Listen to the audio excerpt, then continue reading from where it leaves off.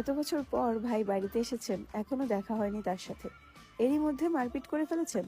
ছোটবেলার অনুভূতি প্রকাশ না করতে পারলেও আজ আবিরের কর্মকাণ্ডের কথা শুনে মেঘের মনে একটা নামই ঘুরপাক খাচ্ছে, সেটা হলো হিটলার। হিটলারের সাথে আবিরের কতটা মিল বা ব্যামিল তা বিবেচনা করার বিন্দু পরিমাণ ইচ্ছে তার নেই। মাথায় একটা চিন্তাই ঘুরছে, ধন্যবাদ জানানো উচিত, কিন্তু সে কি আদৌ কথা বলতে পারবে হিটলারের সাথে? এসব ভাবতে ভাবতে ঘুমিয়ে পড়ল সে। ভোরবেলা থেকে বাড়িতে রান্নার ধুম পড়ে যায়। তিন ভাই সকাল সকাল খেয়ে অফিসে চলে যায়। মিম আর আদিও স্কুলে চলে যায়। মেঘ ঘুম থেকে উঠে 8টায়। রাত জাগার কারণে সকালে উঠতে পারে না সে। মাঝে মাঝে গোসল করে খেয়ে বের হয়ে যায়, মাঝে মাঝে এমনিতেই চলে যায়। 10টা থেকে 2টা পর্যন্ত বাইরে কোচিং, তারপর টিউশন শেষ করে বাড়ি ফিরে ফ্রেশ হয়ে খেয়ে একটু ঘুমায়। বিকালে একটু হই হুল্লোড় করে, তারপর পড়াশোনা করে। এই তার বর্তমান জীবন। আজও তার ব্যতিক্রম হলো না। খেয়ে কোচিং এর উদ্দেশ্যে বেরিয়ে পড়েছে। বাসার গাড়ি তাকে দিয়ে আসে, আবার কল দিলে নিয়ে আসে। ঠিক ঠিক 12টায় ঘর থেকে বের হয় আবির। ধীর গতিতে নিচে আসে। চিন্তিত মুখ দেখে মা মালিহা খান ভীতস্থরে ছেলেকে জিজ্ঞেস করেন, কিছু হয়েছে তোর বাবা?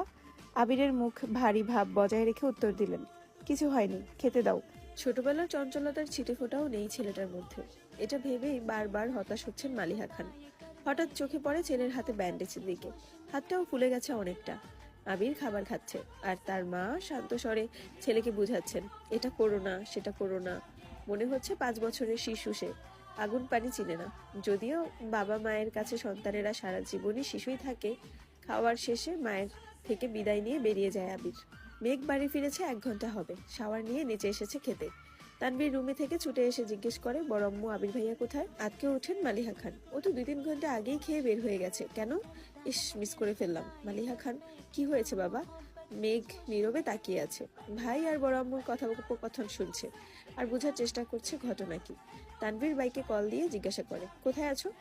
আবির কি যেন বললো, শোনা যায়নি। তানভীরের চোখে মুখে উত্তেজনা স্পষ্ট। বড় আম্মু, আম্মু, কাকিমা, বাহিরে চলো। কেউ প্রশ্ন করার আগেই তানভীর ছুটে গেল বাহিরে। তার পিছনে পিছনে মিম, আদি, মা, কাকিরা সবাই দরজা পর্যন্ত গেল। সবার পিছনে মেঘও গেল সেখানে। এরই মধ্যে বাইকে বাড়ি ঢুকলো আবির। নীল রঙের চকচকে একটা সুন্দর বাইক, হেলমেটটাও নীল। হেলমেট খুলতে খুলতে তাকায় বাড়ির মানুষের দিকে। মেঘ অপলক দৃষ্টিতে তাকিয়ে আছে। সেই কবে দেখেছিল আবিরকে? সেই আবিরের সাথে এই আবিরের চেহারার কোনো মিল নেই।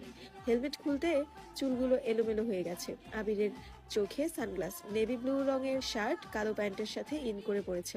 হাতে কালো ফিতার একটা ঘড়ি, পায়ে শো জুতা। আপাতমস্তক দেখলো আবিরকে। হৃৎপিণ্ডের 4 প্রকণ্ড ছটফট করতে লাগলো মেঘের। আবিরের দিকে বিভোর দৃষ্টিতে তাকিয়ে আছে সে।